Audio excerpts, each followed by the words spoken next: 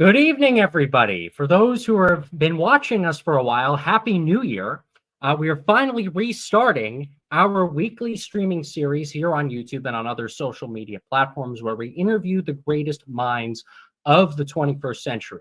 We have a little bit of a background, a few different changes that have been made, and we're going to be changing up a good chunk of the format as we move forward so we can get a lot of you to talk about a lot of interesting and great ideas here in the live chat and in the comments as this turns further into video content.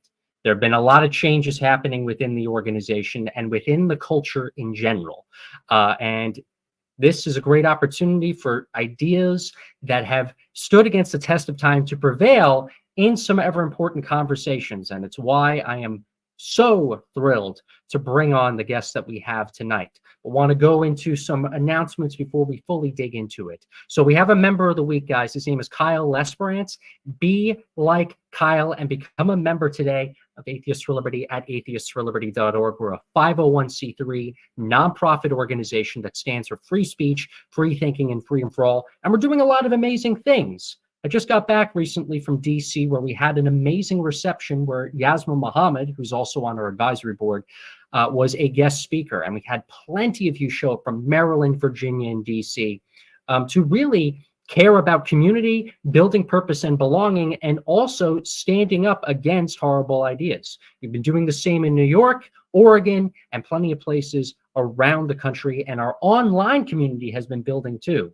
Since we had our last episode here, we've been getting active on X Spaces, growing in so many other spheres of influence too in the culture wars. And it's through all of you emailing us, showing your support on social media and much more that's made our efforts even more possible. But I'm telling you, this is really still just the beginning. We have a long fight ahead of us. And it's why conversations with very prominent experts on a variety of topics is so important. And it's why we're still going to be doing this series today. So without further ado, I want to go ahead and introduce Craig Biddle. He's head of the Objective Standard Institute, and he's on the advisory board of Atheists for Liberty. And I'm very thrilled to have Craig be our first guest for the year. Hey, Thomas. Glad to be here. I'm so glad we were able to get this set up. I know we've been working on a few different scheduling conflicts on both of our ends, and it's because I think the culture wars have been kicking the heck out of both of us. And there's plenty of conversation that we can have just on a few of the things that we went over before we went live. But I want to start off with a very basic. We at Atheists for Liberty have a lot of different non-woke atheists of various strides. So we had William Irwin on around 2 years ago to talk about existentialism. We have a big supporter of our organization, Justin, that likes to preach about Stoic philosophy. But we have a lot of people who are objectivists within the Atheists for Liberty network. And I have to apologize to everybody. We have not done an objectivist themed episode until now. But when it comes to objectivism, I wanted to bring on the expert on the topic. And I want to start off with this basic. What is objectivism? And how does objectivism compare to other leading philosophies in the culture war? Sure. I'll give a brief on objectivism. So it's a rich philosophy, so it's hard to do in brief. But and I should relate it, I suppose, to the issue of liberty, because Atheists for Liberty, the goal I know of your organization is to try to support liberty on secular grounds. And I'm all for that. But the particular secular grounds that you make an effort to support liberty on makes a difference, right? I mean, communists were atheists and they didn't do so well supporting liberty, right? So it really matters what you do and what you regard as supportive of liberty. And Ayn Rand's philosophy, objectivism, is Ayn Rand was a Russian-born turned American citizen who was the author of Atlas Shrugged and The Fountainhead, and books such as The Virtue of Selfishness and Capitalism, the Unknown Ideal. And she was an atheist, but she made very little of that point because it didn't matter much. Atheism is just, you don't believe in God. Okay, so what, right? Atheism means very little. It just means one thing, basically, that you don't believe in God, or you believe that there is no God, that people define it different ways. Take it either way, it just doesn't mean that much. And would be an absurd fallacy. It would be an absurd non sequitur to have Atheists for Liberty sort of take the position, we believe that there's no God, therefore we should be free, right? I mean, there's a whole lot of space between the metaphysical position that you don't think there's a God and this idea that we need a liberal free society. So what is that space in there? And that whole space in there is philosophy. And Rand's philosophy is very unique because she's neither mystical nor skeptical. She's neither a religious mystic nor a materialist who thinks that we're only matter. She has just a really different kind of view of the world. So I'll flesh it out a little bit, but I encourage people who are interested to read Rand because she's eminently readable. She's one of the few philosophers who is just crystal clear in her writing. Beautiful stories in her novels that are just powerful and soul fueling, and her nonfiction is just crystal clear and there's no equivocation on anything. She's just like, here's what I believe and here's why. And I really think she supports her ideas beautifully with evidence and logic. Mm-hmm.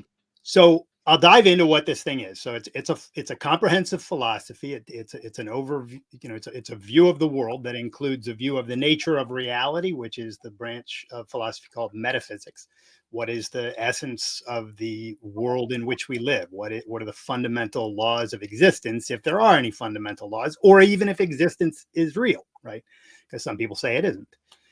So that's that branch, and in that branch, she agrees with Aristotle. Existence is real. There is a reality, but there's only one reality, not two realities. Not this reality, and then Plato's world of forms, or the Christian heaven, or some other supernature.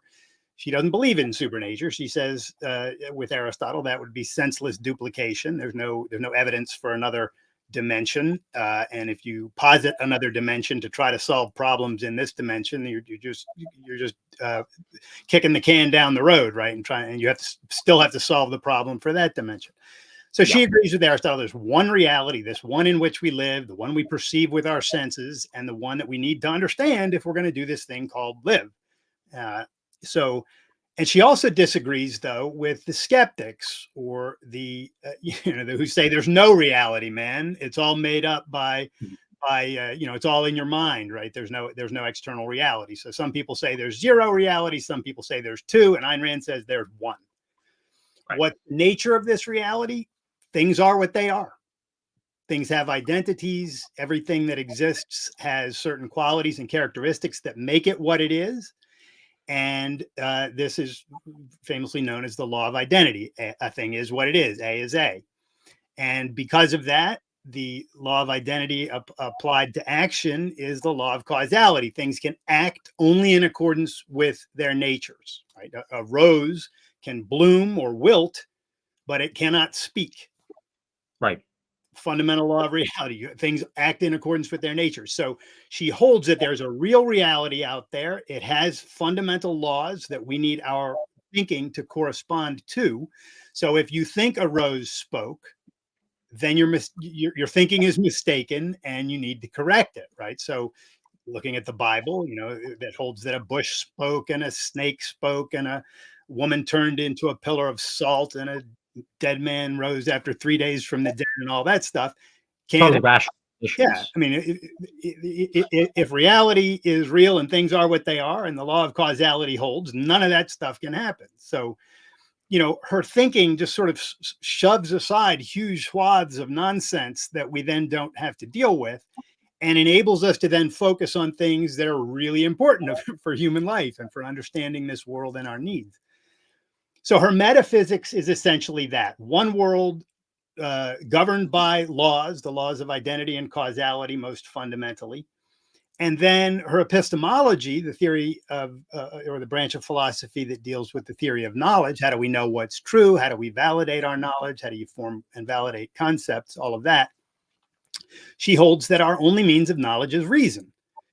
Reason being the faculty that operates by means of sensory observation, perception of reality, and then conceptual integration. We see a bird and then another bird, and we differentiate that from a cat and a dog, and we can form the concept bird because we see similarities among these things, and then we're able to use that concept in our thinking, and then we can build on concepts and go from first level concepts like that to very abstract concepts.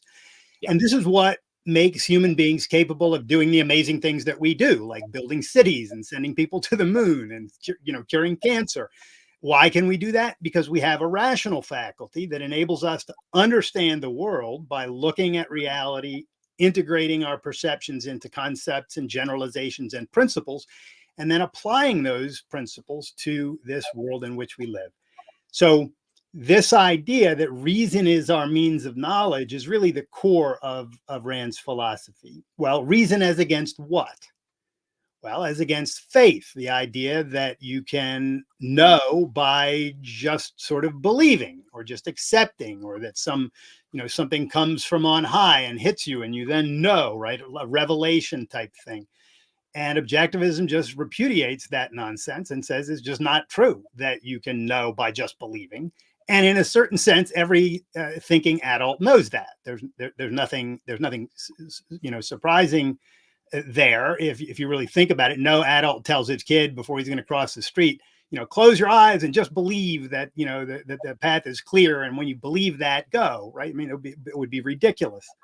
So objectivism rejects faith as a means of knowledge, just knowing. And by the way, when people try to equivocate on this and they say, well, faith is supported by reason and evidence too, it's like, no, it is not. The whole reason we need the concept of faith is to differentiate belief in the absence of evidence from belief on the basis of evidence. If you're believing things on the basis of evidence, you're believing them by reason. That's why we have these two different concepts. So I think it's important not to let people of faith try to get away with that equivocation. Right. But nor is our means of knowledge, consensus or collective will of some sort. The communist, the proletariat versus the bourgeois way of knowing things, or the Nazi Volk way of knowing things, or any other collective way of knowing things. That's not how knowledge works. Knowledge is something we gain as individuals by using our individual minds and our individual perceptions of reality. And we can share knowledge with each other, and we can test our knowledge against what other people think to be true and learn from each other. But we don't gain knowledge as a collective soul of some sort, because there's no such thing. So Rand points out, just as there's no collective stomach that can digest your food, there's no collective brain or mind that can figure out what's true. It's an individual ordeal. So she repudiates faith. She repudiates all forms of collectivist knowledge, as it were. And she repudiates the idea that your emotions tell you what's true. Now, she's not against emotions. Emotions are extremely important aspects of human life. If we couldn't feel and experience our values psychologically, right, which is what our emotional faculty enables us to do, life wouldn't be worth living. Right. The whole point of living is to experience beautiful things and have wonderful relationships and love your work and love the projects that you do and all of that. That's all very emotional. So she's not against emotions. In fact, objectivism is simultaneously 100% pro-reason and 100% pro-emotion. Yeah. Because objectivism holds that you should treat each of these, mental faculties exactly as what it is. Your rational faculty is, in fact, your means of understanding the world and figuring out what's true. Right? It's your means of knowledge. Your emotional faculty is your means of psychologically experiencing your values. If you love a particular ball team and they win a game tonight, you feel great. Why? Because your values, that team that you love, won the game. And you can extrapolate this out to every other kind of emotion that we have, right? So there's no antipathy toward emotions in objectivism. We just say, look, keep these two different things separate and distinct. And by the way, when you do, guess what happens? They work together in harmony to help you to live a beautiful life, right? You use your mind to figure out what's true and how you can get things done. And then you get really good things done and you feel great about it because, hey, look at what I did. Life is great. So that's the sort of the connection between reason and emotion there. So her epistemology basically is just, go by reason It's our only means of knowledge. Faith is BS. Collective will is BS, and your emotions are important, but they're not your means of knowledge. We get to ethics, which is probably her most controversial, although the other ones are pretty controversial too.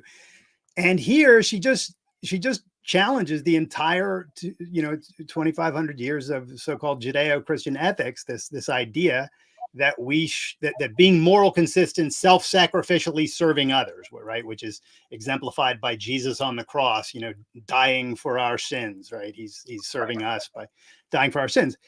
And Rand, she doesn't start her moral inquiry by looking at all the moral codes and go, which one's true? Which one should I accept? She steps back from the whole thing and says, what is morality? Do we even need this thing? If we do need it, why do we need it? And she starts asking these questions that burrow down into the sort of the foundations of moral thinking to try to figure out, do we need this thing at all? And if so, why? And what she arrives at, she has this beautiful inductive approach to arriving at a standard of value. I'm not going to rehearse the whole thing here because it's too long, but look it up. It's in her essay, The Objectivist Ethics in the Virtue of Selfishness. And what she does with this amazing series of questions and answers and digging deeper and deeper is she comes to the realization that the existence of life is the only thing that gives rise to the possibility of values or to the need of values. It's only living things that go after things, that pursue goals or values. And the reason they do that, whether it's a flower or a beaver or a hawk or you or me, is because in order to remain alive, we have to pursue the values that serve our lives, right? And if you fail in that effort, your life goes out of existence. Your chemical elements remain, but you die.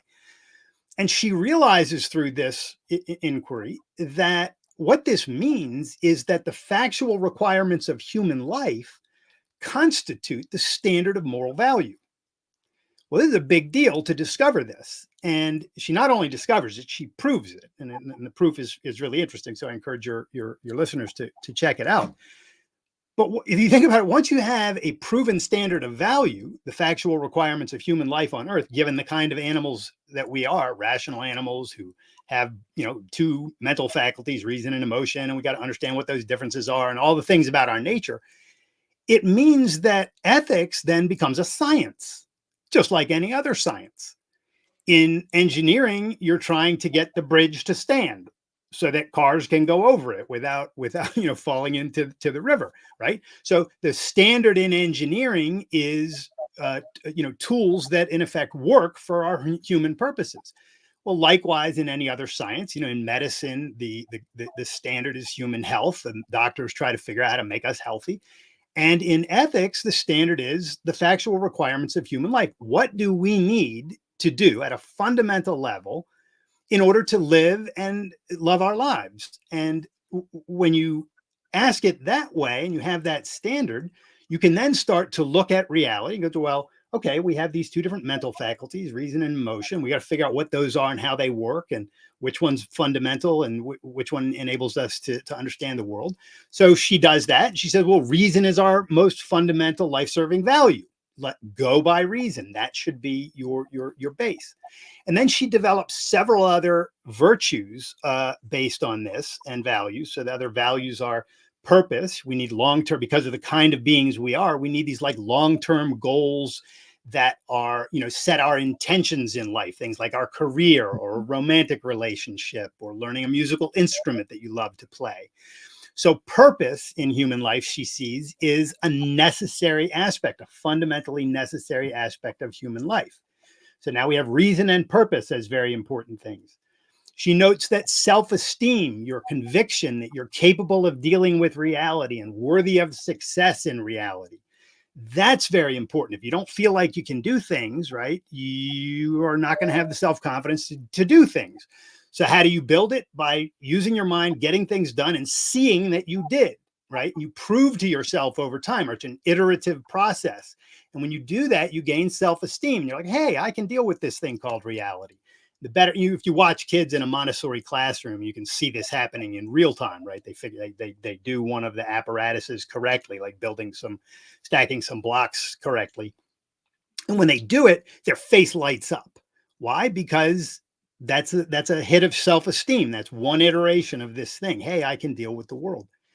Note here that these three fundamental values that Rand says are so important, reason, purpose, and self-esteem, are all spiritual values. They're all values of consciousness, of the mind. Your purposes are mental values. Your thinking is a mental activity. Your self-esteem is a psychological, emotional, mental thing. So sometimes people call Rand a materialist, and if she's a materialist, she's the worst materialist in the history of the world, because her whole ethics and philosophy is based on these completely spiritual values. That's actually one of the next things I actually wanted to jump on into. One of the problems that I've seen in my history in organized secularism, organized atheism, I feel like objectivists were always dealt a bad blow by other atheists, other fairly rational people. Like I have a poster of Christopher Hitchens, like Christopher Hitchens, on my wall. Yeah, and, if anybody, objectivist, yeah. Exactly, every time he would give a massive lecture, Ayn Rand and her works would be like the butt of his jokes. Yet simultaneously, when you have Ayn Rand talking about the absurdity of faith, going up against these people, just say, "Oh, you're just some stupid materialist. You have no purpose in life." Ayn Rand and all the objectivist followers of Ayn Rand never also fit into the broader, maybe more political or libertarian or conservative or whatever you want to call it, clique that sometimes, is in the world of politics today. Objectivists have always kind of, correct me if I'm wrong, I always feel like objectivists felt like they were always on their own. When it comes to building community, and also trying to show people that there really is a middle ground between these two extremes of things. And there's a lot of other misconceptions that I've seen about objectivists and objectivist communities too. This idea that, well, objectivist circles are just culty. I was at the Level Up conference for the Objective Standard Institute last year, and while everything was organized and while everything was very cohesive, I didn't feel, like I was in any kind of culty environment at all. I felt like I was totally accepted. And not only that, objectivists are some of the most accepting people I've seen. You're willing to platform people that totally disagree with you, for instance, on a wide variety of topics, even as to how you see the world and how you see the universe. And yet in my interactions with you, you've come across as one of the most humanistic and caring and scientific and rational minds that I've seen in my world of networking so far. So why do you think objectivists have kind of been these outsiders, I guess, in the world of atheism, if we were to say that, throughout the years?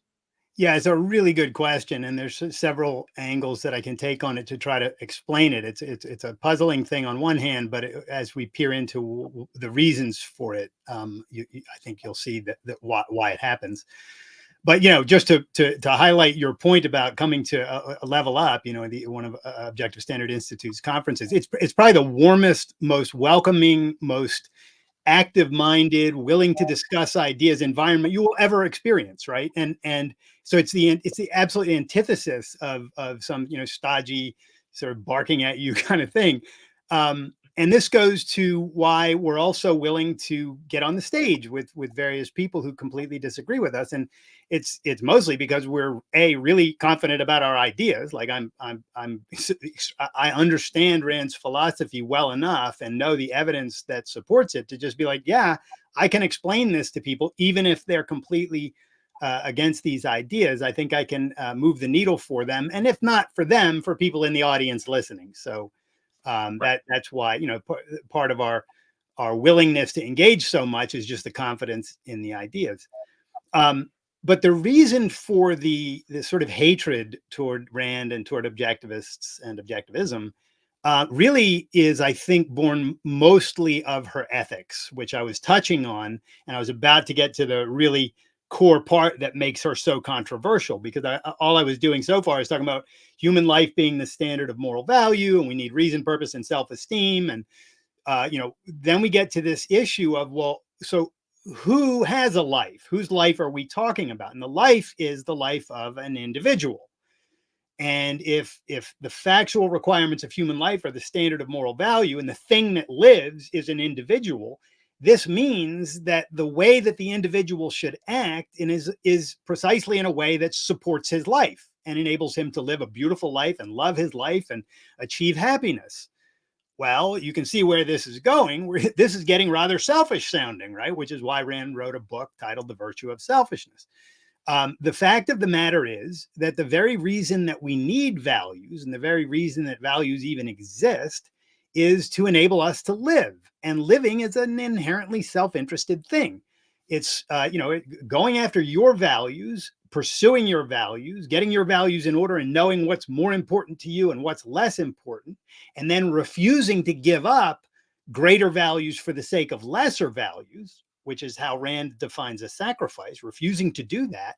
This is egoism. But you can see right here, as we talk about it from sort of the ground up, that egoism is not about stabbing people in the back to get what you want. It's about recognizing your nature as a human being and as an individual, and realizing that in order to live a wonderful life, there are certain ways you have to act. And one of those ways, or many of those ways, involve dealing with other people.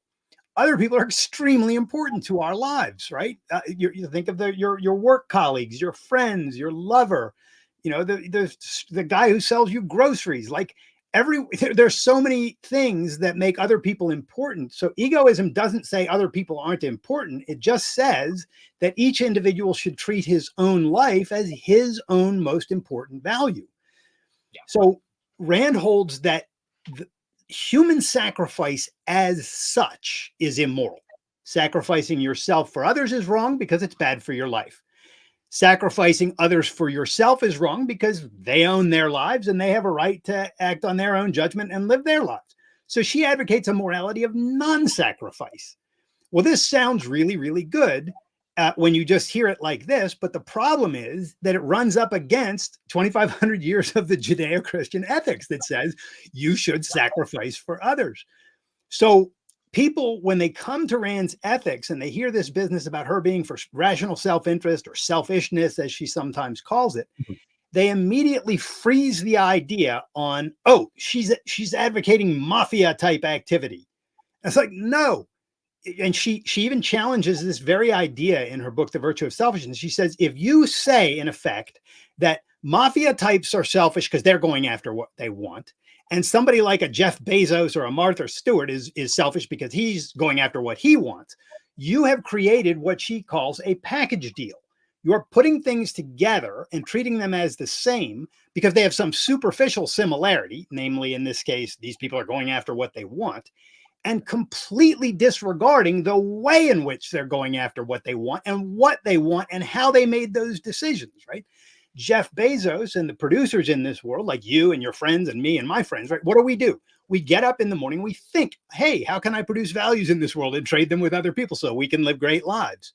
That is self-interested, but it's truly self-interested. Whereas the Bernie Madoff types, is Bernie Madoff really self-interested? Or is John Gotti really self-interested? They destroyed their lives by acting on their emotions rather than on reason. They destroyed their families' lives. Many of their families, got killed, or in case of Bernie Madoff, his son committed suicide, et cetera, et cetera. This is not good living. So Rand just says, let's take ideas seriously and look at what the requirements of human life are. If the requirements of human life are go after your values, don't sacrifice them, and this is universally the case that we need to do that, then that's what egoism calls for. Let's all do that. And guess what happens when we all go after our values and don't sacrifice and then trade with each other on voluntary terms when we want to exchange things with each other? We live in harmony and live beautiful lives, right? So although her ethics is controversial because it challenges traditional ethics dating back to, through Christianity. By the way, Aristotle's ethics was very similar to Rand's. So ethics didn't go down this sacrificial rabbit hole until Christianity came along. There's a little bit of it in Plato and some others, but in Aristotle's whole ethics, his virtue ethics, was all based around achieving eudaimonia, which is basically happiness or flourishing. So it's not like Rand's the only person who ever thought that should be the goal of ethics. But her philosophy really grounds logically and in inductive proof the fact that the requirements of human life and happiness are the standard that we should be going by. So when Hitchens comes along, just to get back to your question here, or Sam Harris or any of these guys who otherwise are very, very bright and atheistic, but they don't like Rand.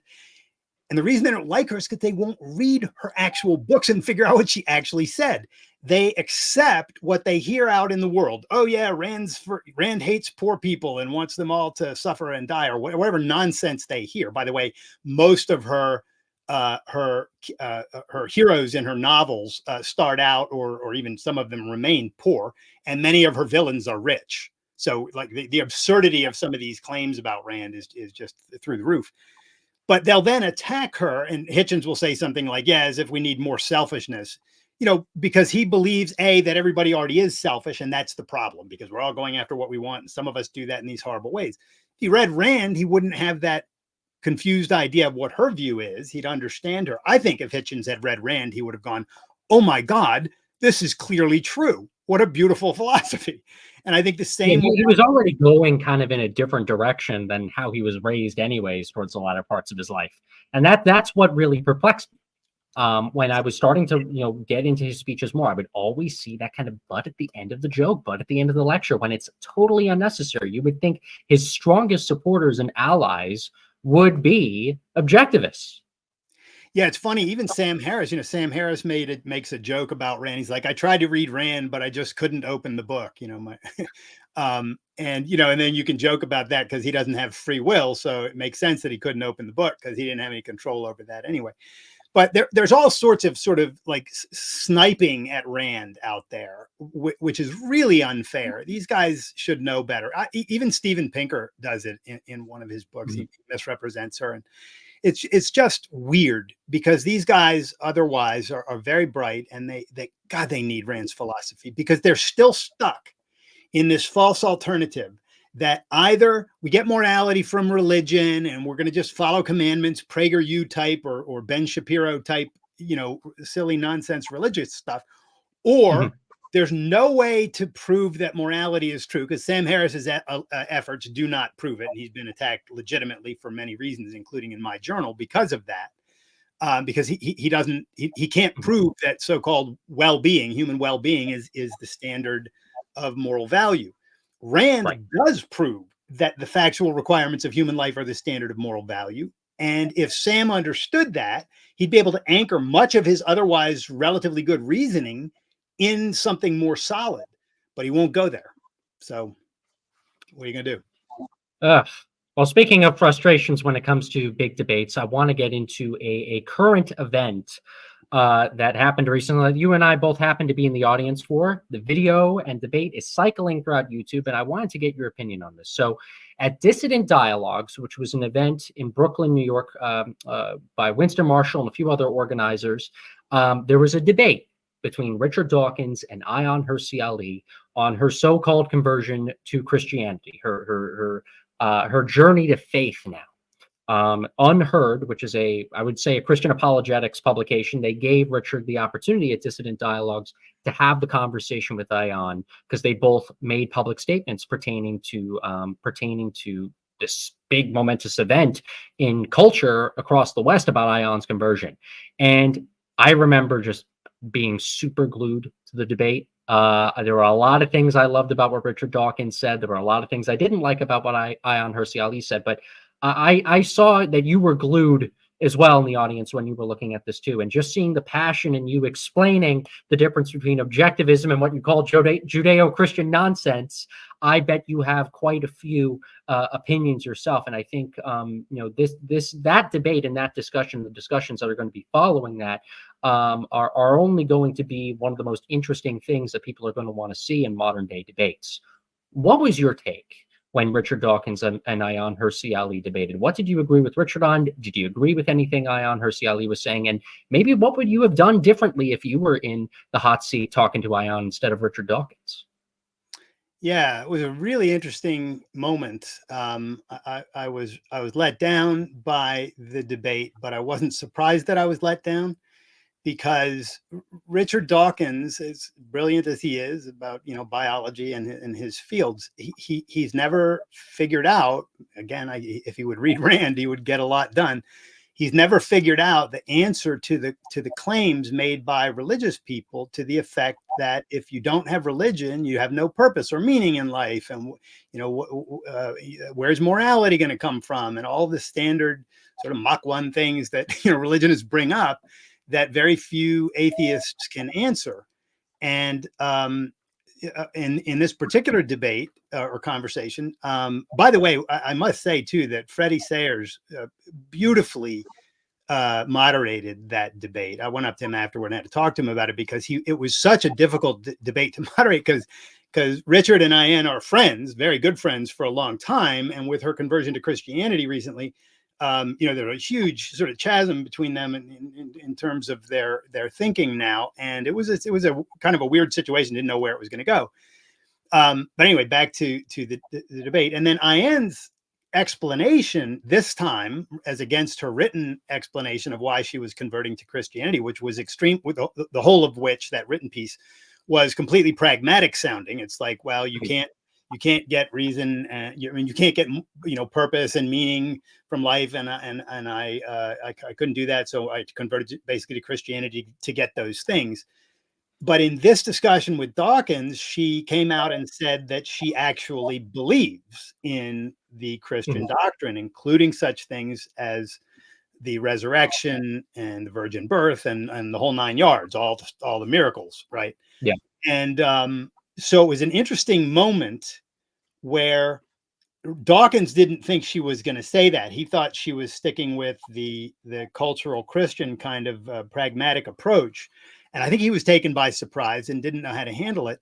And then Ayan went on to talk about the fact that, she had gotten so depressed in her life and had turned to drinking, and her life, and who knew, all of us, I'm a huge fan of hers. I know a lot of my friends are fans of hers. No one that I know knew that she was sort of down in this low area. And apparently she converted to Christianity because she thought that she could find meaning and purpose there and come back to being human again. Well, it's a sort of a really touching story that she tells, and the way that Dawkins handled it, I thought, was really poor in a certain regard, but I can understand why he did it. He doesn't have the right tools. But he basically said, why do you, so the universe doesn't give you purpose. You don't need purpose. So what? I think he even used the word "so what" at one point. And I'd have to re-listen to it, and I need to be a little bit careful here because I don't remember everything Dawkins said, and I'd have to watch it again to see how critical I want to be of him. But what he didn't do, for sure, is come out and say, "Look, you don't need religion for spiritual values. You can get spiritual values from secular things, from values here on earth, and in fact, religion obliterates the possibility of spiritual value." You can make this case much stronger, because the whole point of a spiritual value is it has to do with your spirit, right? What is your spirit? It's your mind and the values that you've developed in your life, the things you care about. This is a really important aspect of human life, our spiritual values. Right. Why does your favorite music touch you the way that it does? Why does that comedian you love do that, make you laugh so hard? What is that feeling you have with your romantic partner, your lover? What does that architecture do for you when you see it, right? All of these things are secular spiritual things, and you can explain what they are, where they come from, why they're important to us. What is a community? When you come to one of a Level Up conference, there's this wonderful community of people coming together to celebrate the use of their minds, the pursuit of their values, and living in harmony with nature. It's not religion, but it gives you the things that religion claims it's giving to people. And as atheists, if we want to be rational atheists, we need to understand this stuff, and we need to be able to explain to religious people why the things they think they can only get from religion, not only can they get them here in secular rational thinking, but religion undercuts it, because religion undercuts your confidence in your mind. As soon as you start accepting faith as a means of knowledge, just believing, as a means of understanding the world, you have severed your mind from the very thing that enables you to understand the world. Reason is not just closing your eyes and believing things. It's looking at the world and trying to figure out, hey, what kind of animal am I? Oh, look, I have a rational faculty and an emotional faculty. How can I get these things to work together? Oh, if you do these things, you can feel really good about things, and so on and so forth. Like, there's a secular way to approach all of this. And Dawkins missed the boat completely. So he couldn't give IN anything to go by. And I have to say, my take on that debate, atheist that I am, is that IN Hirsi Ali won that debate because her story was more compelling than his in a certain regard. Now, in another regard, her claim was just bogus. She literally said, when Dawkins says to her, well, okay, you say you've accepted Christianity, but you mean just culturally, right? You mean you just... He asked, do you literally believe in the resurrection? I remember this. Do you believe in the actual resurrection? Yeah. And not to cut you off there, I noticed with Ayan, you know, I was sympathetic to, you know, her story and her personal struggle, but you could see her brain fighting with her emotions on that stage.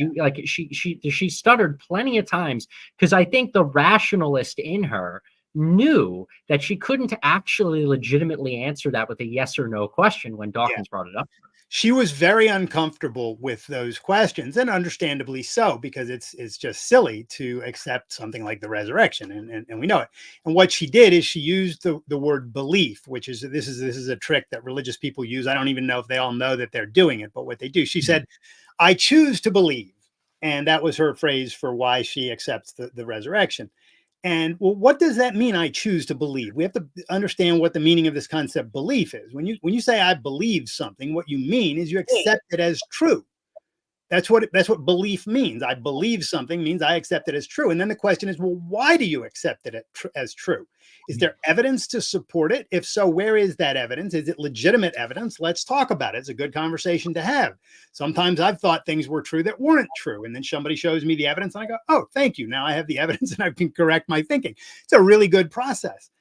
But if you let someone get away with saying, well, I just believe, without peering into why they believe, in this case, in order to believe the resurrection, you have to believe it on faith, which means you're treating faith as a means of truth or faith as a means of knowledge. Well, as soon as you accept faith as a means of knowledge, you are in a pickle, the likes of which you can't even fathom. People like to say, you hear Dennis Prager and Ben Shapiro and all these people say, you know, if there is no God, anything goes, or if there is no God, all things are permissible, you know, from Dostoevsky was the originator of that. But the fact of the matter is, if faith is a means of knowledge, anything goes. And we can see that really quickly if you just take any instance of jihadism in recent times, just as an example. So if you say, okay, if you accept something by faith, that makes it true. That makes it knowledge. Faith is a means of knowledge. Okay, great. The 9/11 hijackers had faith that Allah wanted them to kill infidels. All right. Then if faith is a means of knowledge, they knew that Allah, the creator of the universe, who they know exists by means of faith, so they know that too, wants them to do this thing. And they also knew that they were going to get 72 virgins if they did it, and the whole 9 yards. Well, if they know this to be true, and they know that it's the right thing to do, because that they knew by faith also, then they jolly well should do it. If you know something's true and you know it's the right thing to do, you should do it. That's what it means. So if you take seriously this idea that faith is a means of knowledge, then the 9/11 hijackers, the 10/7 monsters who you know, invaded Israel and slaughtered people while you know, laughing and cheering and gleefully doing so, and all of the other, you know, the witch burnings, the inquisitions, the you know, the genital mutilation, the whole 9 yards, everything they believe on faith that they should do, they know that they should do it. Yeah. So either faith is a means of knowledge or it isn't. The fact is it isn't. And again, every thinking adult knows this on some level, and they need to just stop pretending. And everyone who knows that they are pretending about this needs to stop letting them pretend it. We have to tell people, you know, faith is not a means of knowledge. Stop it. If you want Greg, to you are literally speaking my language here. Yeah, I know you're all about this, but I get worked up on this because people lose their lives because of this stuff. This is, and it could only get worse if it continues. So I just tweeted out actually shortly before the show. There's a lot of people that are hoping for some big Christian revival right now in politics and in culture and everything. Right, that's what we need. Christianity sexy again and everything like that. And I just tweeted out. If a religious revival were to be successful, if they were to win, it would not be this kind of liberal or intellectual Christianity of Ayaan Hirsi Ali, who I very much respect. I'm with her in the Clarity Coalition, everything like that. It would be an authoritarian, jihadi-like faith of Nick Fuentes and his followers, for instance, or all these other like very, very authoritarian, monarchistic, religious types. I think we need to be very careful as to what we want to, society engulfed in. And I see that when I hear you talk. I see that passion and issue with this when I see you lecture. And I'll just give a plug for Level Up. By the way, everybody, if you're watching this on YouTube and I think on X, the Level Up URL is actually in the description of this video. So if anybody's in the Atlanta area, Georgia, or they want to fly in anyways, all the information is there, and all Craig's information is in there as well. And I'll be debating Ayaan Hirsi Ali there with she is going to be on. So the debate is going to be on the future of classical liberalism, or the future of a liberal society, liberal in the good sense of the term, meaning a free society. And the question is, do we need a religious or a secular foundation for that? And Ayaan Hirsi Ali is going to be on the side with Rabbi David Wolpe of Harvard and Timothy Sandifer and Timothy's with the Goldwater Institute and a writer for the Objective Standard. He and I are going to be on the secular side arguing for that. And it's going to be a really interesting debate. I'm also debating Alex O'Connor there on whether morality is subjective or objective. So your listeners, I'm sure, will be interested in that too. Come to the conference, people. It's really going to be wonderful. I'm going to be there. A good chunk of the Atheists for Liberty board and team is going to be there. I want to work with your staff on making sure we get a table this year and everything, but we're going to be there en masse. And I am super excited. I got to say this, of all the conferences I've been to over the last 10 years, this is from a personal, non-professional perspective. I've had the most amount of fun and community building at this event more than anything else. Obviously, I was professional. The people that were there that knew me were professional, but we got to actually really enjoy ourselves and connect with people in ways that I have never done so before. So I'm not getting paid to say this. I highly suggest you guys go there because I join me and have some fun with me too, and the rest of the team. It will be a blast. Here. We bill it as the most life-enhancing conference of the year, and it really is. It just is. People have. I didn't go there with that agenda, and it just happened. So take it from me, guys. So I want to go into one more segment until we get into Q&A, because the comments and questions are piling up. This is a really, really good episode already, people are saying. So speaking of drama things, I want to commend you as well. You still bash faith. You bash religion. You're passionate. You don't hide your militancy when it comes to your atheism, which I love. Being a fiery, militant atheist, I can see that. And yet simultaneously, you have so many friends across the aisle when it comes to politics, when it comes to religion. I've seen you as one of the most humanistic people I've interacted with in my life of networking so far. And yet you're able to have that nice ground of not lying about your views towards bad ideas, guys, and simultaneously still breaking bread and making friends. I hate this idea that, we have to be neutered or muzzled towards faith and religion now because, there are bigger battles or anything nonsensical like that. And I would like some of our other colleagues to see that, not to, get you engulfed in an issue you haven't read so far yet. But at the same time that the Dissident Dialogues YouTube recording came out on YouTube, Craig Biddle, who's a good friend of the organization advisory board as well of AFL, he came out with a very interesting tweet just showing a statistic pertaining to atheists and gender ideology. But the replies, the quote tweets when it comes to that and when it comes to atheism were so interesting. So Winston Marshall, who I heavily respect, he put on Dissident Dialogues. He actually just followed me on X today. Really liked the guy, liked the man, did a great event. he said something I just couldn't disagree with more. He says, when men chose to not believe in God, they do not thereafter believe in nothing. They have then become capable of believing in nothing. You have Melissa Chen, who's another good friend of mine, technically allied to the organization, even saying, better to believe that 2,000 years ago a man walked on water than to believe that all men can become women. And then, of course, you have Mike Cernovich. As if those are our alternatives. We have to those believe are the only options somehow. And then you have Mike Cernovich, who I usually reply to him on X a lot. He used to call himself an atheist, I think, years ago, even agnostic a few years after that. He simply just says to this, atheists worship Satan, simple as. And for anybody who's watched this channel, they've seen me rant against this Christian revival culture for this romanticization of religion again, just because, oh, one side might be worse, as if we have those two options. Do you think, Craig, that we in the culture wars over the last few years have been a little too nice when it comes to our criticism of faith, that you can have a nice middle ground of being humanistic, of being respectful to religious people, but not lying about what you actually believe? And do you think we need to have more of this passion, have more of this adaptive militancy again, as we talk about these issues such as religion and faith? So, my MO is never attack people, attack ideas. Now, this is not to say there aren't bad people and even evil people, and there are some even in our midst in our culture. But you're not going to, by attacking evil people, going to do anything to them. What you want to do is help good people understand what's wrong with the bad people's bad ideas, right? Or the bad ideas generally that even good people may have accepted. So I always say, focus on the ideas, not the people for the most part, and then also, and certainly never attack people. I mean, that's just ad hominem. It doesn't even make sense.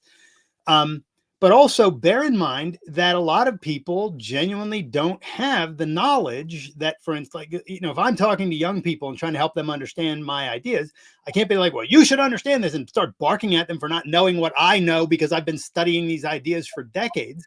That's completely unfair. And you need to treat everyone as if they have the context of knowledge they have, whatever limited context they have at any given time. That's what they have. So just be fair to people. But what we see going on, and I don't think we need to get, I don't think we need to be less nice to people. I think what we need to do is, and I'm going to pick on atheism here a little bit, is we need to stop thinking that just not believing in God is going to get us anywhere. It doesn't mean squat that we don't believe in God. The question is, what do you believe in? And if we can't give a coherent, integrated framework for thinking about the world and living beautiful lives and defending freedom and all of that, then we're not helping anyone, because the rest of the world is stuck in this false alternative. It's either religion or subjectivism. That's basically the alternative people think they have, right? It's like, or today it might be religion or wokeism. Which one are you going to take, right? As Melissa Chen's quote just said, right? But those are not our only alternatives. That is a completely false alternative, if ever there was one. We can reject the idea that faith is a means of knowledge, reject the idea that there's a supernatural dude in the sky that's going to punish us forever if we don't obey his commandments and all of that. And we can simultaneously reject the idea that anything goes, whatever people want to do is just fine. There's no moral standards. There are moral standards. The factual requirements of human life on Earth are the very things that give rise to the need of morality. And Rand pointed this out. And if people would read her books and understand her ideas, they could see that she solves the core false alternative right there, which is, dogma versus relativism. Rand says, no, there are objective, factual claims that we can make about what's right and wrong for human beings so that we can live. She also holds that there are epistemological standards. It's not true that, it's not true that, bogey science from some backward tribe that thinks that if they, do smoke rings a certain way, they gain knowledge. It's just not, that's not true. But nor is it true that having faith a la Ben Shapiro and company is a means of knowledge. That's equally ridiculous. We can say both of those things are false. And the truth is that we gain knowledge by using our minds and observing reality and integrating the facts that we perceive with our senses. So the whole culture is divided by these false alternatives, many of which Rand has solved and has demonstrated a third alternative that makes sense, that enables you to keep your mind connected to reality, that enables you to understand how to live in harmony with other people while everyone's going after his or her own rational self-interest. It's a beautiful thing. So what we need to do is not draw the line at atheism. Atheism means almost nothing. It's like, it's the equivalent. I'll give you an analogy here. A lot of libertarians are like, I'm for liberty. And that's the end of their thing. They're just like, I'm for liberty. And if you say, well, what supports that idea? Oh, well, the non-aggression principle. And is there anything more than that? Nope, just that principle. It's an axiom. Well, that is just nonsense. If you think you're going to support liberty by saying there's this non-aggression principle and I uphold it, the Marxists are going to have a lot of fun with that. They're like, yeah, well, we have a whole argument as to why we need to take from each according to his ability and give to each according to his needs. And our argument is really rich. We get into epistemology, we get into ethics, we get into metaphysics, the whole 9 yards. So if you think you're going to beat their arguments with rah liberty, that's crazy. And the same is true with atheism. If anyone thinks that you're gonna stop Christian nationalism from coming around by just saying there is no God, you are sadly mistaken. And if you think you're going to stop the woke nonsense from getting worse by saying, down with letting people decide how they want to live their lives, right? One of the great things about objectivism, by the way, is to bring this in here. Objectivism is basically for radical self-acceptance and radical, pursuit of a life that you love. So in principle, at least, Rand didn't talk a lot about this stuff. She didn't see the blue-haired nose rings and all that. But what she saw the hippies, and she wasn't a fan of the hippies, but that's because they were preaching communism and treating the use of drugs as if it was the way to live. But what she was for is deciding for yourself, what are your values? What's going to make your life great? What kind of life is beautiful for you? And so there's this completely freeing aspect of objectivism that says, oh my God, somebody is now telling me, instead of I have to uphold the dictates of my parents or whatever society holds is the right way to be.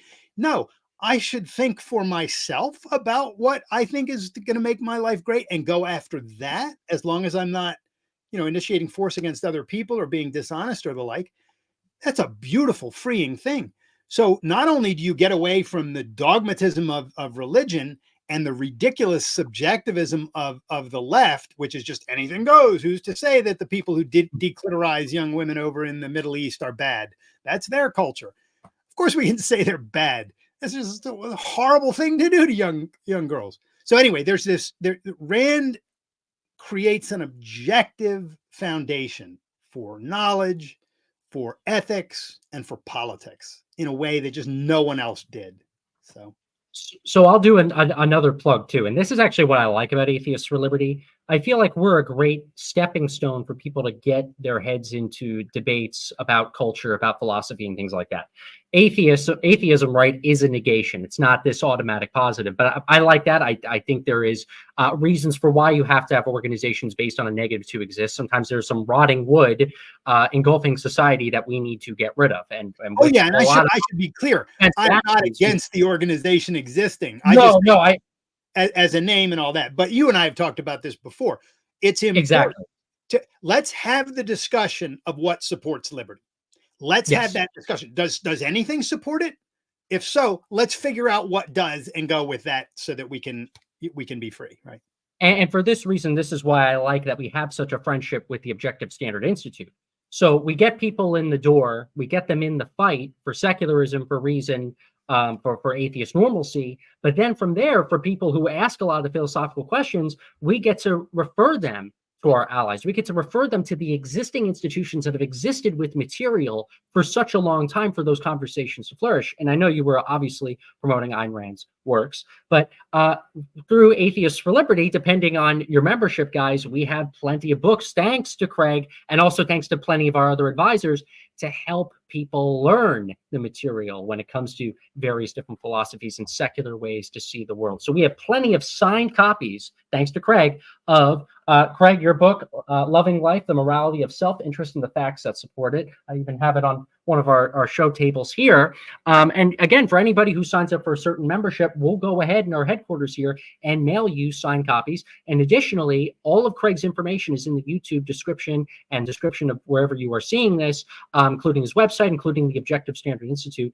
And for a lot of these questions that people are going to be asking, oh, how do you solve this God-shaped hole? Where do you get your view on life? We want to refer people to experts and to people who've already tried their best, at least, to solve this question. And so, we have quite a few competing different ideas within the AFL family, but we are super thrilled to be partnered with the objectivist movement through, with our objectivist friends, at least, who are in the fight and in the trenches with us. And I want to actually apologize for us to not having more objectivist themed episodes yet, even though we are not strictly an objectivist organization. We know a lot of you are.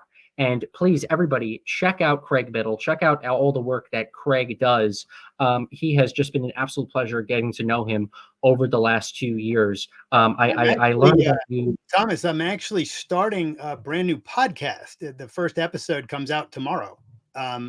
So people can find that at Objective Standard Institute or on my personal website, craigbiddle.com. But the podcast is going to be, it's titled Understanding, and it's about thinking about what stands under the ideas that we have and connects them to reality. So that's sort of the theme of the show. We're going to be getting into all sorts of philosophic issues like we've talked about today. So I think your listeners will probably enjoy that. Most definitely. And all the information, again, everybody, is in the description below. I want to be having more conversations with Craig and his and his team at the Objective Standard Institute. So we are going to do just that. I want to get into the Q&A. Already a lot of questions and comments are piling up. So, Craig, I think there's going to be a lot of good points that we can both make based on what people are saying. So we'll go through this one comment first. Rolling, thanks so much for tuning in. Rolling K says, objectivists and ex-Muslims seem to be the two most common anti-woke atheists. Yeah, at least from my observation. Yeah, I think ex-Muslims coming from a religion that has not been defanged the way that Christianity and Judaism have. It's sort of like people who escaped from communism or Cuba, and they'd come to these Cubans would come to the United States, and they would just be rabid anti-communists, and because they, rabid's the wrong word there, but beautifully anti-communist, because they experience the nightmare of what this thing really is. And the same, I think, happens with people escaping Islam today. Yeah, most definitely. We just had our event in DC a few weeks ago, and more than half of the people who came were ex-Muslims. So we have that. And then through our streaming series on YouTube, we've gotten live chat questions where you're going to have an episode about objectivism. All right, guys, we're meeting that now. Okay. So hopefully we're filling in more and more niches as quickly as we possibly can. We also got Rolling saying, and we'll just make this really quick because Craig, you already mentioned it. Did the debate between Alex O'Connor and Craig Biddle on objective and subjective morality happen yet? No, but it's about to happen at Level Up. So again, another plug for Level Up. Come hang out with Craig and his team, and also with me and the Atheists for Liberty team. We're coming to support the Objective Standard people. Literally, great event tomorrow. The conference starts June 19 and runs through June 22. So yes. In Atlanta, Georgia. Yep. Already got tickets. Super excited to go. And again, for all of you who are like, you know what, I really want to really get involved and go. And I've never been to a conference before. Let Level Up be your first conference. Seriously, I think you will leave with less pessimism about current events and about politics and culture if you do that. Okay, we got some more comments here. The Unknown Atheist says, it's fair to say emotions are not a good way to reason, but let's face it, most people use emotions when making decisions. I can't disagree too much. I think too many people use strictly emotions when making decisions, and I want to advocate for more people to utilize their emotions, but to not have it be the only carrier for how they make decisions. Yeah. Importantly, though, you should identify your emotions when making decisions. One of the things that people misunderstand about reason. So because reason is our means of knowledge and figuring out what's going on in the world and what we should do, it's also our means of figuring out what our emotions mean and what's the significance of these things. So when we reason about what we want to do in the world, one of the facts in the world that we should take into account are our emotions. What do I feel about this and why and all of that. So Rand was really big on introspecting, asking, what do I feel and why do I feel it? These are important things to ask, and reason is your means of asking those questions and doing that thinking. So reason and emotion really should not be seen as in some way at odds with each other. They should be in harmony with each other, and they can be. You just have to treat each of them as what it actually is and not pretend that it's the thing the other does. Right. Indian Jesus, I know you're watching. This awesome guy who I met at Dissident Dialogues, the Indian Jesus, asked this question. You don't have to go ahead and answer it if you don't want to, because you already technically answered it earlier. But I know we have some questions that came in before you answered. He says, how can you have objectivity if you don't believe in Christianity? I get that question all the time. To answer that, I would say, look back and hear what Craig said beforehand. Unless, Craig, you want to add any small bite to that too. Yeah, I mean, a brief article I wrote that answers this question, I think really helpfully, is titled Secular Objective Morality, Look and See. And if you search secular objective morality, I think it's the first thing that comes up anyway. But find the article that I wrote. It'll take you 5-10 minutes to read the article, and you'll have an argument for it. And you may not agree with the argument, but I think you probably will. It's pretty strong. It's not, it's my words, but I'm presenting Ayn Rand's basically her inductive case for why human life is the standard of moral value and how that makes morality objective. So we got Cherry saying Craig does a great job of explaining objectivism. He's piqued my interest into reading more about it. Awesome. I should tell you something. I would concur. There's too many. I think there's too many thinkers sometimes when it comes to some of these debates, and so I always like to pick and choose the best that I possibly can. Hence why I chose you for the objectivism episode. Not everybody can explain ideas as articulately and as passionately as possible to galvanize audiences. I think you're one of them. I really do, and I'm really excited the fact that you got a new show coming out in this case, because I would definitely love to share that content around. Just scrolling through more questions here. We got Nico saying, I think many people look to her book, Atlas Shrugged, and look into her failures in that book to address the real issues in the world, then assumes that that's all she has to say on the matter. Or maybe some of her most viral moments, I'm assuming, or maybe stuff that people critiqued the most, but maybe not have read all the material. I'm not really sure what the comment means, because if you read Atlas Shrugged, it's almost prophetic. I mean, you keep seeing things in the book. You're just like, didn't that happen yesterday? Or it's pretty crazy how much, and it's because Rand thought in principles. She saw the patterns of how things had happened in the world, and she saw things through a deep philosophic lens, and because of that, she saw the consequences of the acceptance of certain ideas versus the consequences of the acceptance of other kinds of ideas, right? And she paints in her fiction, she paints characters and she paints stories and situations that play out those ideas. And so it's no surprise that when you read her fiction and then you start living, you get back out in the real world and you're like, oh my God, this stuff's happening all over the place. So I think my view is the opposite of what I think the commenter was saying there, but I may have misunderstood her point. And by the way, Nico, if you're still watching, feel free to correct. We'll go on for another 15, 20 minutes. Don't want to spend too much time, but want to make sure we get to as many of your comments and questions as possible. We have Rolling saying Ayn Rand used to be a Nietzsche fan as well, but if I remember correctly, she ended up saying his philosophy is the opposite of objectivism. Yeah, she liked certain aspects of Nietzsche, and mostly she liked sort of the confidence and the willingness to challenge altruism and Christianity. And there was sort of an individualism in Nietzsche that was faux. It's not real, but it's a surface level individualism.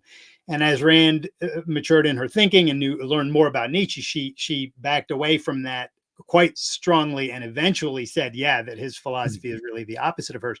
There's a beautiful article written by John Ridpath, who unfortunately passed away several years ago, but it's titled Rand contra Nietzsche.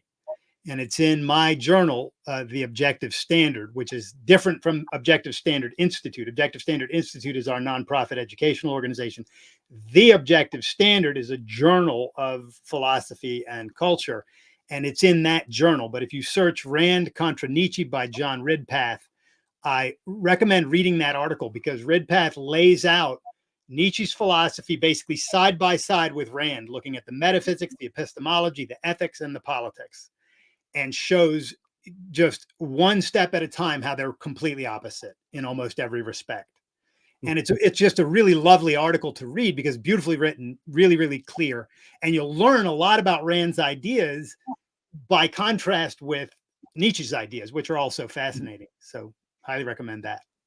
I might want to put up, because especially with Atheist, we have a big network of people with different philosophies. I'm going to mention this to James when I get an opportunity in my next call with him. I might want to have a page on the website that maybe has a graphic that goes over the various different philosophies, and we'll have an entire objectivist section in there that maybe explains some good quotes and contrasts them with people like Nietzsche. So great. People can know, okay, where, what makes this philosophy different than that philosophy. Maybe we can have some Craig Biddle quotes to accompany them. We got Autumn saying, for me, Ayaan Hirsi Ali came off very much like she has a weak conviction, not real confidence in her voice when speaking about her new faith and approach to religion. I would agree. I think her mind was competing against her emotions there. She was not confident. There's no question about that. I certainly didn't mean to apply that when I said that she sort of won the debate. She was very emotional, and she pulled on people's heartstrings to some extent because you felt horrible. This lovely woman had gone into these depths of depression, and the idea that happened and then Christianity somehow pulled her out, that sounds a little bit compelling. That's the only way in which I think she was compelling.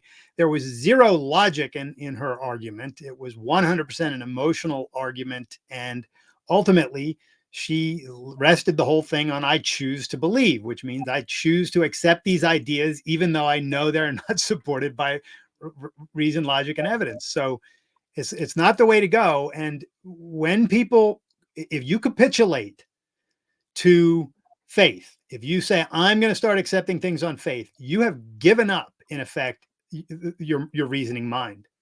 And that is not going to play out well. And culturally, it plays out nightmarishly horribly. So she was complaining about wokeism quite a lot, and the claim that a lot of us at that conference from all of our respected fields, when we were all networking with each other, we always talk about how silly it is to say, oh, I support this non-binary policy or this on race relations or this whatever, because it's my personal experience. I just believe it to be so. You'll have the Ben Shapiro's and you'll have the Dennis Pragers of the world saying, oh, well, that's silly. Facts don't care about your feelings. But all of a sudden, when it comes to faith, it's my personal experience. And how facts don't care about your faith either. Right? Facts exactly. Are, Exactly. And I think she won the audience when it came to pulling those heartstrings. I would say of the material, Richard Dawkins was way better, but I think he was coming at it from, in my opinion, maybe more of a purely analytical, biological, like science perspective on it. Well, and that's important to bring those elements in, but you've got to give people need some of the things that people think they get from religion. People need spiritual values. They need meaning and purpose. They need to understand meaning and purpose. And I have an article going up on my website tomorrow morning about meaning and purpose. By the way, people can check that out. And I've got several articles on that topic in the Objective Standard Journal. But this is the work I think that atheists need to do if they want to, if they really want to defend a free society and help people to live beautiful lives. We need to think about philosophic fundamentals and how we can help people get the few good things that they think they're getting from religion, community, getting together with people to take certain ideas seriously. That's a beautiful thing to do.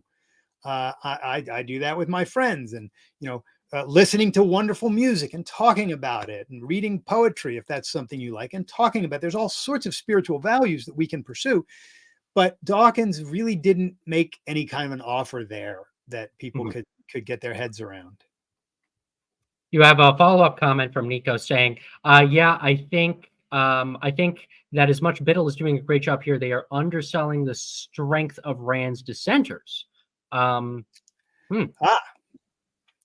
I'll tell you what, if anyone can find someone who takes on Rand's ideas straightforwardly, really straightforwardly, please let me know about it, because I would love to read any real criticism of Rand, and I will address it if there is some. And if somebody demonstrates that there's something wrong there and I can see that it's true, I'll stand corrected. I'm not against standing corrected. I wrote an interesting article titled "Here's What's Wrong with Ayn Rand's Philosophy," which is a satirical piece that I wrote about because almost everyone who attacks Rand's ideas attacks straw man versions of Rand's ideas instead of actually attacking Rand's ideas. So I decided to write an article that attacked her actual ideas. And I had a lot of fun with that article. And Nico, you might enjoy that, given that you think that we should be engaging with people who attack Rand's ideas. I did, but I had to put her ideas on the page myself because nobody else will attack them straightforwardly. So I did. Awesome. Actually, I was going to ask that as a casual question, like, what do you disagree with? What disagreements do you have with Ayn Rand? Are you asking me that, or the I was going to, actually, just as a side question there, because I think maybe that would have also shown the differences between you as a current objectivist leader versus the objectivists of maybe a few decades ago. Has anything changed in objectivist thought, since? Well, I don't want to comment on the movement, because the movement is bizarrely mixed, and a lot of people call themselves objectivists who really are not. I've heard a little bit about that. I won't go into it much either, but you and I share the headache. But what I would say is this: I mean, in terms of fundamental philosophic principles, I don't disagree with any of Rand's philosophy, because I have seen with my own reasoning mind and evidence and logic that her basic ideas in all of the branches of philosophy are simply true. They connect to reality in my mind. I can see that they're true. But there are certain ideas of hers that I disagree with. She said, at one point, she said she thought homosexuality was immoral. Not only do I think she's wrong about that, but it's contrary to the rest of her philosophy to say that. So I think she was wrong on that, but it's not that big a deal, because that's not a fundamental philosophic principle. It was an application of an idea more at the psychological level anyway. She said a few other things that I disagree with, but they're really irrelevant. None of them are substantial. But I wrote another interesting article titled "Ayn Rand Said is Not an Argument," which is a fun article also, because a lot of people, it's very easy when you discover Ayn Rand's ideas initially to feel swept away by them, because her arguments are so strong and so evidence-based and so clear and rational. You kind of feel like, oh my God, everything this woman is saying is true. And you really have, it really feels that way. Start reading her books and you'll see. But the fact is, that's not a proper way to approach an author. You should always, and I always encourage the people, young people I work with who I'm introducing to Rand's work, always, in effect, have Rand's book in one hand and a dagger in the other, in effect, like read critically Rand's ideas, challenge her ideas. If they don't make sense to you, do not accept them. And this is Rand would agree. She would say, yes, that's the principle of independent thinking, right? So challenge her ideas as you read them. But if you do, what you're going to find, I think, is you'll find yourself likely in very much in the same place I am, where you're just like, oh my goodness, she makes clear arguments. I can see that these ideas are true. And if you disagree with a few things she said here or there about, a politician or a woman president or whatever, it's no big deal. They're not fundamental issues. We got the Indian Jesus saying we can all have the best philosophy, but if we don't have rhetoric to the people who choose to believe, we have such an uphill battle. Until people, I don't know what he said when he was following up, but I agree with the core point. I loved a lot of things that Richard Dawkins was saying. I on that stage, as somebody who was in organized atheism for many years, like I was one of the hardest clappers to a lot of things he was saying, but most of the room clapped for Ion. I'll say something on this point too, because you do not only need to have the right philosophy, but you need to be able to talk about it in a way that is compelling to people and not rude or putting people down for no good reason. So, for instance, I'll give you an example. I was asked once at a conference during a Q&A by a young guy who came to one of our conferences, and he was loving it, but he was wrestling with some ideas because he was raised in a Christian family, and he wanted to know, hey, I'm a Christian, but I love the ideas I've heard at this conference. Is there any way that these things can be blended, or can my belief in God in any way integrate with objectivism? And I said, well, it depends. And this shocked a bunch of objectivist friends of mine. They were like, whoa, it depends. What is he going to say? And I said, it depends on why you believe in God. If you believe in God because you think there's actual real evidence for his existence and logical arguments based on evidence to support his existence, then you and I are operating on the same epistemology. We're saying, in effect, you have to go by evidence and logic. And if there is evidence and logic for something, then you have grounds to believe it. And then I said, but if you're not doing that, and you might even, some people pretend to do that, but what they're really doing is saying, I'm going to accept the existence of God no matter what, because I'm accepting it on faith. That is a very different way than accepting the existence of God. They're very different things. One is epistemologically, the MO epistemologically is correct, but I think your conclusion is wrong. You think there's evidence, there's not really evidence. Some people will say something like, well, isn't the universe evidence? Because who created the universe? So they think the universe is evidence. The accuracy of a human eye or our observations of anything in the cosmos. But they're just mistaken on what evidence, what means. And we can talk about that another time. But if you're accepting it on the ground, no, I just believe, then your epistemology is completely foreign to me. And not only that, it's really dangerous. Like, you are treating faith as a means of knowledge, and that is the most dangerous thing you can do with your mind. So one of the things that I think we should do when you're approaching people, if you have this philosophy, and the questioner mentioned rhetoric, the way to talk to people is to meet them at their values and try to figure out what's actually going on in their heads. Why do you believe in God? If the guy says, well, I'm going to believe it no matter what, I would say, well, we don't have much to talk about, because I go only by evidence and logic and arguments that are based on those. So we're kind of done. If he says, no, I'd like to understand, why you don't believe in God, and I'll tell you why I do, and we could have this out, that could be an interesting and fruitful conversation. So I'll do that. Awesome. We got, I know, we got Simon. Hey, Simon, how you doing? Simon says, I have faith that there will be an atheist revival. I'll actually say this, and this is why I'm glad we have you on, Craig, too. I'm not operating on faith. I'm operating on evidence. So not just because I'm the president of Atheists for Liberty. And correct me, if I'm wrong when it comes to thinking as to why you also wanted to platform Ion and Alex O'Connor and to have these discussions. For me, I've seen in politics and culture, a lot of people were talking about wokeism like 5-6 years ago. The conversations about religion and atheism and secularism and the role of these things in the world, it's starting to come back, I feel, in big, big ways.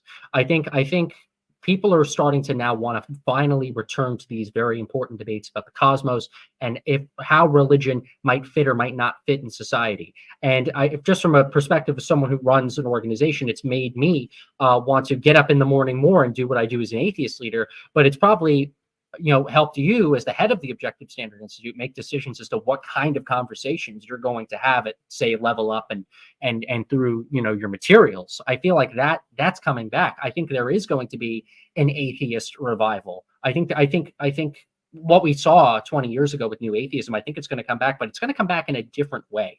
And I'm hoping that when we do come back, we can kind of explore these philosophies in a much better way than our predecessors did in decades prior. Yeah, I'm frankly, I'm really optimistic about the future, unlike so many people. And I know for a lot of people that sounds crazy today. It's like, are you kidding me? Look what's going on politically and culturally.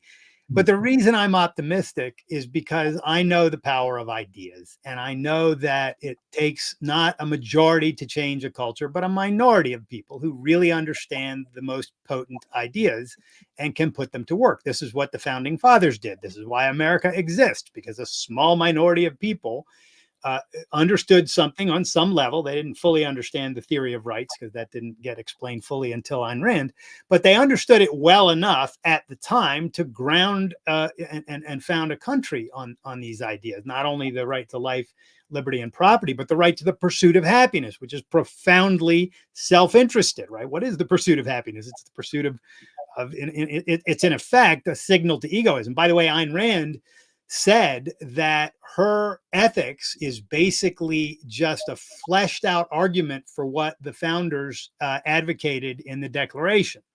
The rights to life, liberty, and the pursuit of happiness. And she was like, yeah, that's right. We have those rights, and here's why. And she gives this whole grounding for it. But back to my optimism, I think that we are reaching, I know my Objective Standard Institute and the various people I work with, people who you work with, friends and Students for Liberty and different organizations that we work with, we are reaching a lot of young minds. They are thinking, they are learning these ideas. They are becoming really good speakers. Look at Kaya Willis, for goodness sake, who's a young fellow. We had her on the channel around a month ago. She's awesome. Yeah. Or John Hersey, or Angel Walker-Worth, or Thomas Walker-Worth, or any of the people who are fellows at Objective Standard Institute. These folks they really are getting their head around these ideas. They're extremely good writers and speakers, and they are going to change the world. So the only thing I would add to what you said, I don't think the revolution is going to be an atheist revolution, and I hope it's not merely an atheist revolution, because that's not going to get us anywhere. What we need is a rational philosophy revolution. We need a revolution of people who say, I want the world to make sense. I want to understand a morality that makes sense to me. I want to understand an epistemological foundation and framework that makes sense to me. I want to know how my mind works and how I can gain and validate knowledge. And when enough young people start doing that, you will have a new generation of intellectuals come up, and that is unstoppable. So that's what we need. And I think we're going there. I think we are. And I think as we work together more too, we're going to get there even more. Yeah.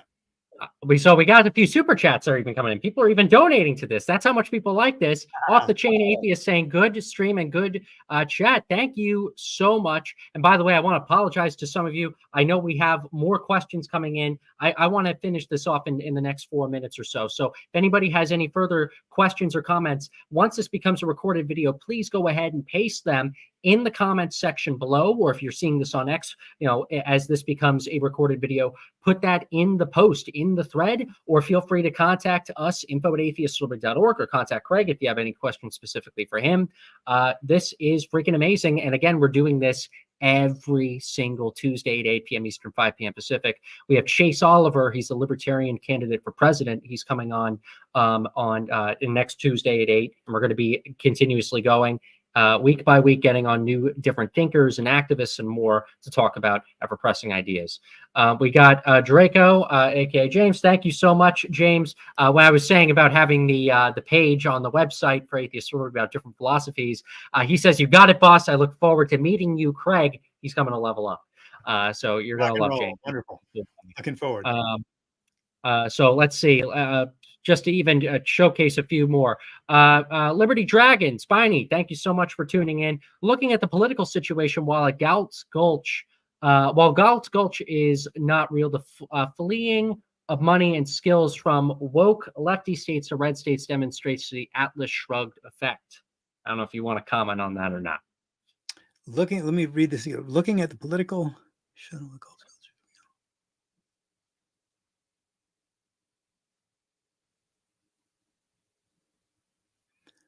I'm not sure I understand the point. That are you? I think he's saying that this proves Ayn Rand's ideas to be correct, given the economic situation that's happened, where people have been mass moving their businesses and their livelihoods from blue states to red states. We're not really political, but I don't think it's so much proof. I mean, there are definitely things going on in the culture that demonstrate Ayn Rand's ideas to be correct. She held that ideas move the culture, and if we have if our alternatives are religion versus a void of some sort, people are going to start migrating to religion to some extent. And if they do migrate to the void, then they're going to come up with some kind of an ideology on that side, because people need ideas to go by. And that's wokeism, is just a rebirth of all that postmodern nonsense that was going on in the 60s, 70s, and 80s. So yeah, it's and all of that is rooted in deeper bad ideas over the history of philosophy.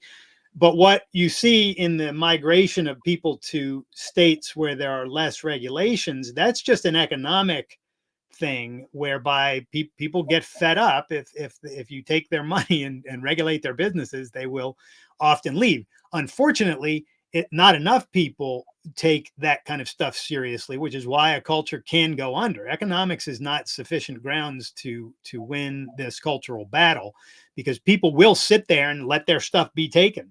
Yep. And not everyone will do that, but a lot will. Personally, I can definitely agree with you and on all of that.